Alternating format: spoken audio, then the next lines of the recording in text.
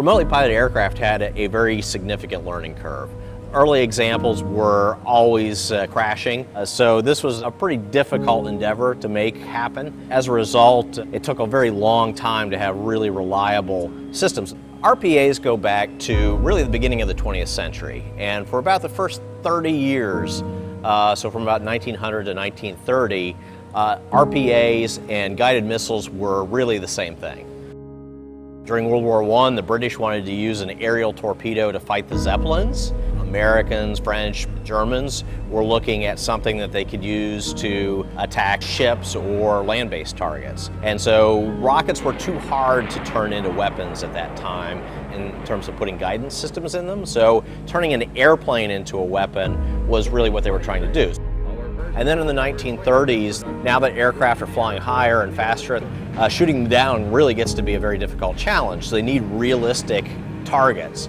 And one way to do that is by having a remote-controlled aircraft that these gunners could shoot at. In World War II, they kind of go back to the idea of turning full-size airplanes into weapons again. The U.S. is using what they call war-weary bombers. So bombers that had flown so many missions that they weren't safe to fly with humans anymore. They put radio control equipment in it, packed it full of explosives, and they flew them against hardened targets in France and in Holland. There is a continuous back and forth between using a remotely piloted aircraft for a weapon system and then using it for other purposes, including reconnaissance.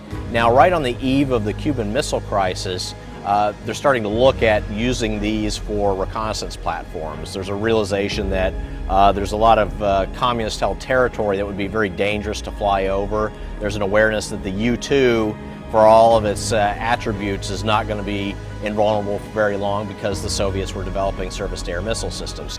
Within the past week, unmistakable evidence has established the fact that a series of offensive missile sites is now in preparation on that imprisoned island. They wanted something they didn't have to put a human pilot at risk, a pilot that could be captured. And so they started using these target drones, building them out, putting bigger wings on them, putting autopilots on them, making them a lot more sophisticated, able to carry cameras. And it's really not until the mid-1990s and the birth of the Predator that things really changed. One of the problems that they realized early on was that it was very easy for the Predator to get into a position where a mountain might block the line of sight to the control aircraft or the ground station. And so there was a big push to put satellite data links into it. In 1999, there was another problem that was realized, that it was great if a Predator could spot a tank column in the field, but then if you're going to talk an attack aircraft onto it, like an A-10, it didn't work very well. They realized, let's just put the weapons actually on the Predator.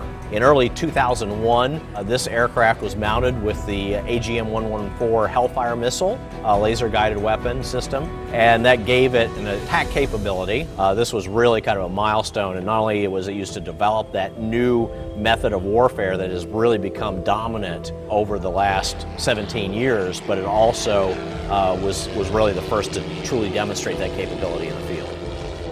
I think over the next century we are going to see a move to more autonomy, but it is a huge leap. It's one that is very, very difficult. It's going to require some very significant advances in artificial intelligence, but we're not really quite there yet. So we're talking about something that still has a pilot, but the pilot's not in the aircraft.